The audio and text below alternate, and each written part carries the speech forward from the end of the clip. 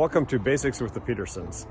Today we're going to kind of go over what we're dealing with currently. This last weekend we had an ice storm take place and took down quite a few of our trees, left us as well as the major part of Salem area without power.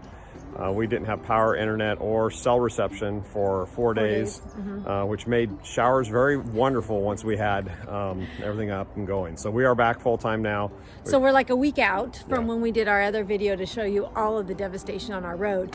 But we want to kind of show you the reality. Like the road was just, that was just a necessity, just the beginning stages to get our of neighbors stuff fixed, up and going and be able to get out of their house.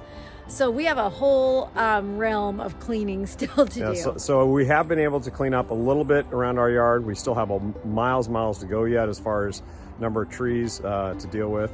But today, kind of join us as we continue our cleanup process, and we'll show you how we're going about cleaning up the trees. Yeah, we're going to talk about chipping because we're using our chipper quite a bit, and then it's going to help us out actually to help some soil issues that we have. We're going to use that. And then we're going to show you what Tim's doing as far as removing a bunch of the logs. Also, our other neighbor, part of our tree broke off into their yard. So we're going to hopefully take care of that issue today. We're going to also start with, the reality is for an entire day and then every afternoon that we have free time, Tim's been using his chainsaw. Anyway, but we'll just do a quick video kind of showing you what it looks like to clean up a mess like this. Okay, just to start our cleanup process off with my wife's actual favorite implement here. It's the Troy-Bilt chipper. It chips up to about 3 inches roughly. 3 inches is a high end for it. But we bought this off of Facebook Marketplace. I think we paid $250 for it. I've had to do lots of work on the motor, the carburetor. We put new knives and everything. I've had to go through belts.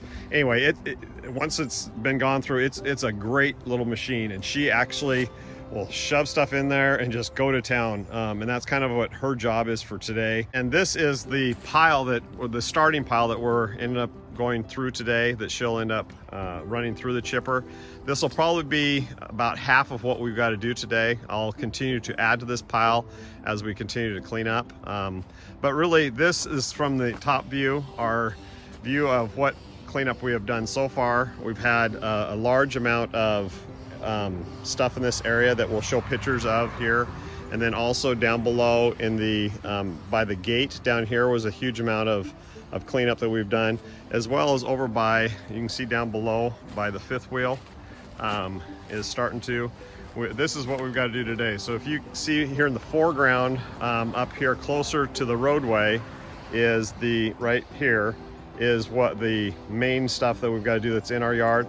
And if you notice and you look close, here's the tree that has blown or been toppled over into our neighbor's yard. You can't see the fence there, but basically where the branches hit the ground, that's on our neighbor's yard. So we're going to help. They're an elderly couple.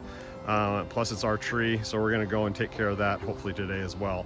One thing that I wanted to touch base on is chipping and why we're chipping in this area. I don't know if you can see right here is our septic system. It is they put it new in 2018, but they covered it with clay, and you can kind of already see some of the chips there by where Tia is walking away that we have already put down.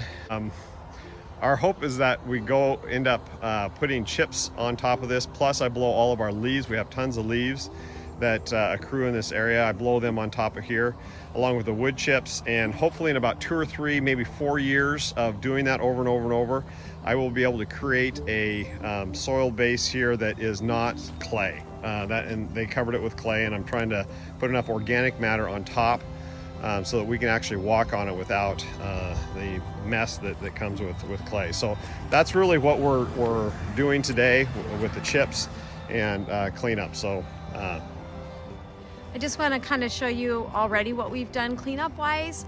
This area we spent about 5 hours a couple days ago working on. Both of us, because of our jobs, we didn't have school. because of the lack of power and lack of internet and cell service and everything. So we spent about 5 hours together the other day, and Tim was removing with his tractor and cutting it up into pieces so that he could put it up in his splitting area for firewood, and then I chipped for like about 5 hours. So I've already done one set of chipping, and then Tim spent another probably 6 or 7 hours continuing on the piles that we hadn't gotten done. So I'll kind of show you. So it's not a fast process. We still have a lot to do. This is the lower part that we're going to be taking care of today. But join us as we chip and we cut up and remove and clean up our area.